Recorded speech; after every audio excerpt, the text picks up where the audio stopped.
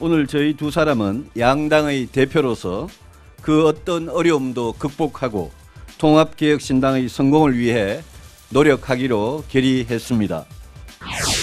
어떤 어려움이 있더라도 모두 극복하고 한국 정치의 새로운 역사를 쓰겠습니다.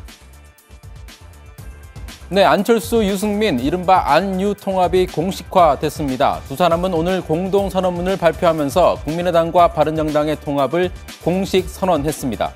통합정당의 이름을 통합개혁신당이라고 지칭했고 기득권 보수와 수구진보로 대표되는 구태정치와의 결별을 정치적 지향점으로 내세웠습니다. 통합개혁신당은 한국 정치를 바꾸는 새로운 정치 세력이 될 것임을 약속드립니다. 저희들은 구태 정치를 결연히 물리치고 개혁적 보수와 합리적 중도의 힘을 합쳐 지난 8개월의 혼선은 집권 세력이 얼마나 무능하고 오만한지 확실하게 보여줬습니다. 낡고 부패한 보수 야당은 대안 세력으로서 조금도 희망을 주지 못하고 있습니다. 자, 두 사람의 통합 선언은 사실 예정된 일정이긴 했습니다. 다만 바른정당에서 박인숙 의원이 기습 탈당을 하면서 통합 동력이 약화될 우려가 커지자 시기를 좀 앞당긴 측면이 있습니다. 또 일각에선 안철수, 유승민 두 사람의 통합은 지난 대선 당시부터 예고된 일이란 분석도 나옵니다. 물론 두 사람은 대선 과정에서 이렇게 충돌하기도 했었죠. 그만 좀 괴롭히십시오. 유 후보님 실망입니다. 네, 실망도 없진 않았겠지만 사실 두 사람은 대선 출사표부터 상당히 닮아 있었습니다. 따뜻한 공동체, 정의로운 세상, 이것은 제가 정치를 해온 이유이고 따뜻한 공동체 만들고 싶습니다. 정의로운 대한민국 꼭 만들겠습니다.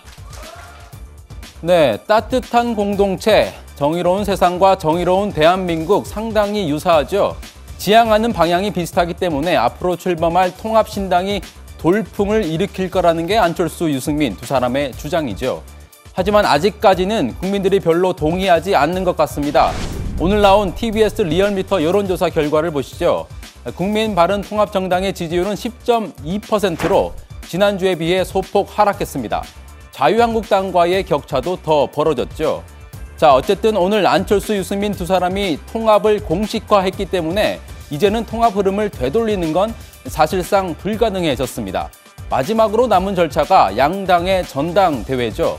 바른정당이야 소속 의원들이 만장일치로 통합에 찬성하고 있기 때문에 큰 문제는 아닙니다. 문제는 2월 4일로 예정되어 있는 국민의당 전당대회죠. 일단 그동안 전대 보이콧 의사를 굽히지 않았던 이상돈 전대의장, 어제 전당대회 소집 공고안에 서명을 했습니다. 물론 통합 반대파가 개정된 당규에 대한 가처분 신청을 법원에 냈기 때문에 여기에 대한 법원의 판단이 우선이라는 단서를 달긴 했습니다. 하지만 반대파에서도 법원의 가처분 인용 가능성은 높지 않다고 판단하고 있는 게 사실입니다. 때문에 반대파는 본격적인 신당 창당 작업에 들어갔습니다.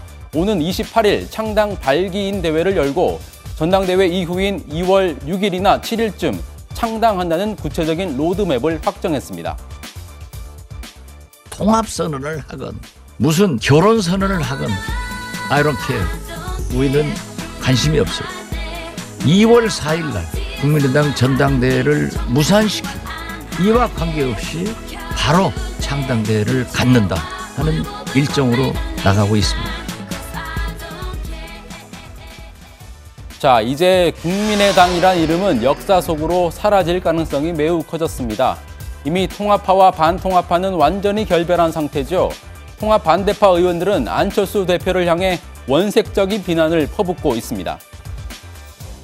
대통령에 떨어지고 나서 이자까지 몽땅 받아간 안철수이기 때문에 저는 외국 나가서 고리채 장사해라 이렇게 말씀드립니다. 이 바보가 MP 아바타 소리를 스스로 할 줄만 알았지 문재인 후보를 이겨서 대통령이 될 수 있는 그 중요한 공약에 대해서는 외면을 해버렸어요. 안철수는 아무 감각이 없는 사람이에요. 대통령병에 걸린 것 빼고는 대통령을 해야 할 아무런 이유가 없는 사람이었다는 것입니다. 자, 이제 통합파와 반통합파는 본격적인 세력 싸움에 돌입했습니다. 누가 더 많은 현역 의원을 확보하느냐, 이게 관전 포인트입니다. 결국 이번 지방선거는 5당 체제로 치러질 가능성이 커졌습니다.